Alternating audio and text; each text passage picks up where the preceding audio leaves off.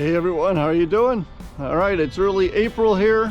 Just got done with a 30-day experiment on our Scott's Halts crabgrass preventer with lawn food and what it did for green up on our lawn. So if you want to check that video out, it's up there, and you can see the results from that 30 days. And our grass is pretty green. We've got a pretty nice lawn front and back.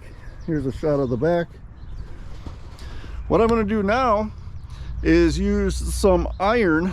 We've got about a week here before Easter, and we're having some people over, some family, and I want to make our yard even better than it is. So being that it's probably the greenest in town, we're gonna shoot for an even deeper, richer green.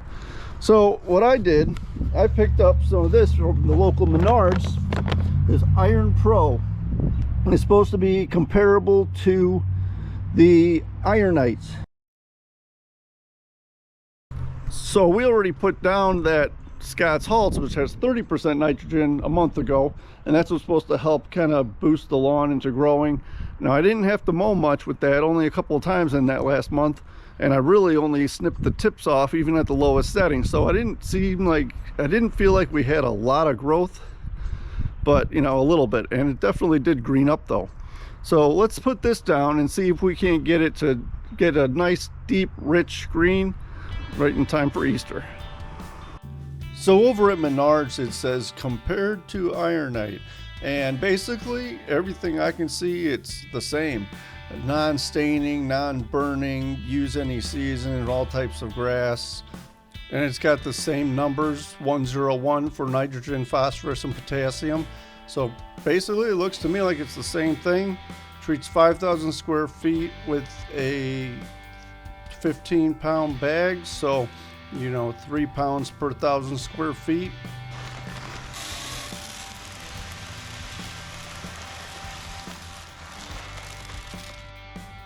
Now this stuff here has a pretty big prill size compared to something like Milorganite. The bag says setting for a Scott's fertilizer spreader is 8, so we're going to set it to 8. Pull the handle and here we go. I did notice it was throwing it out in a real scattered fashion, and that's because it is so big. So there's just these big balls of stuff getting thrown around, but definitely needs to be watered in. It says on the bag it needs heavy watering to be more effective, and I can see why, with those giant pieces of fertilizer being thrown out in a real scattered fashion.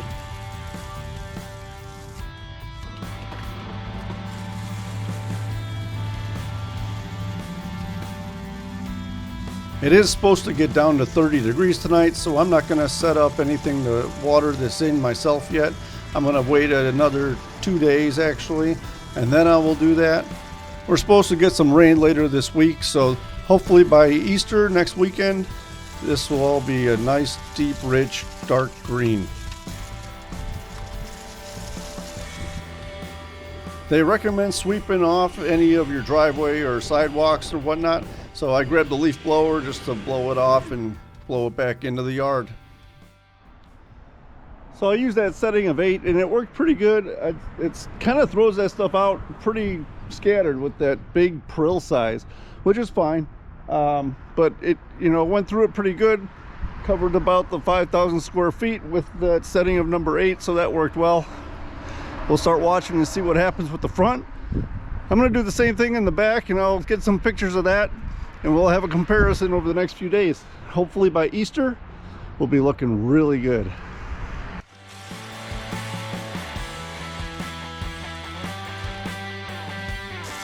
Hope you guys are liking the video. Click like, click subscribe, check out some of the other videos I have too. Thanks.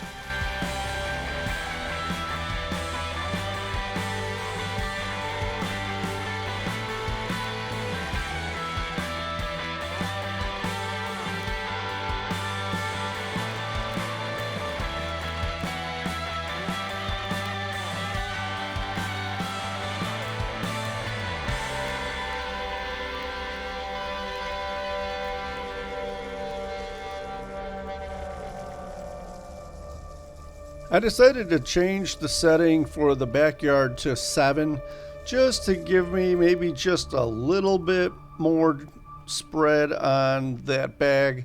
You know, it looked like it really didn't make a whole lot of difference in the way it was coming out.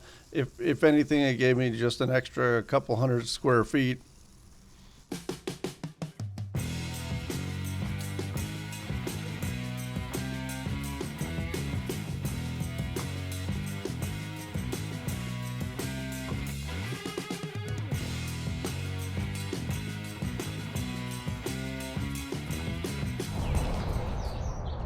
Hey guys, all right, well, here it's Sunday morning now.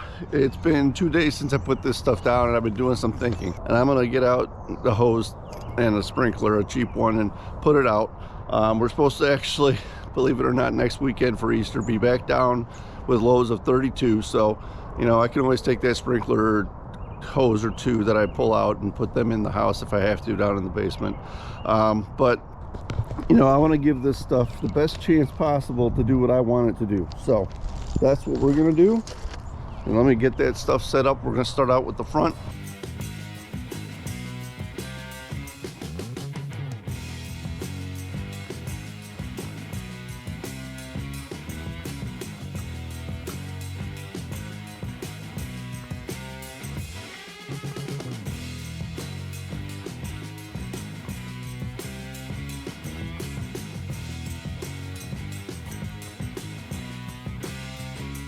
Looks like I definitely have a leaky connection in that one adapter, but that's all right. I'll just turn it off and move it with that. I like to use those shut-off valves to move the sprinklers around without having to shut them off at the hose bib, but no big deal. So we'll let this soak in, water that for 30 minutes or so, move it over to the other side of the front, and then maybe do it again. So a couple of 30-minute spouts. I don't want to wash anything completely off the lawn, you know, but we'll do that, and then I'll go ahead and set it up out in the back, and then that way I'll have the best possible results for this thing.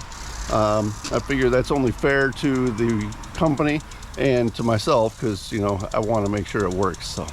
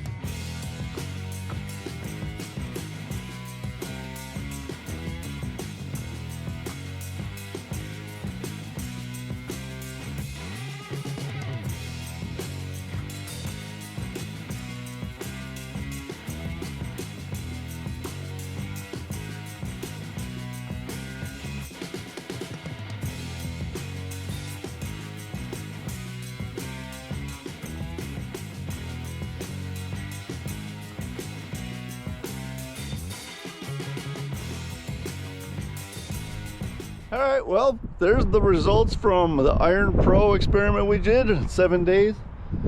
I think the lawn looks pretty good. I can't complain.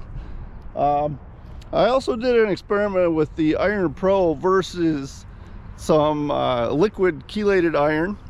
So you might want to check out that video. I'll be posting that up soon too. There's a section of the yard out back that I put that on. So see if you think that made a difference compared to the IronPro. I'm going to clean this up, do a little mowing later, but I think overall it turned out pretty good.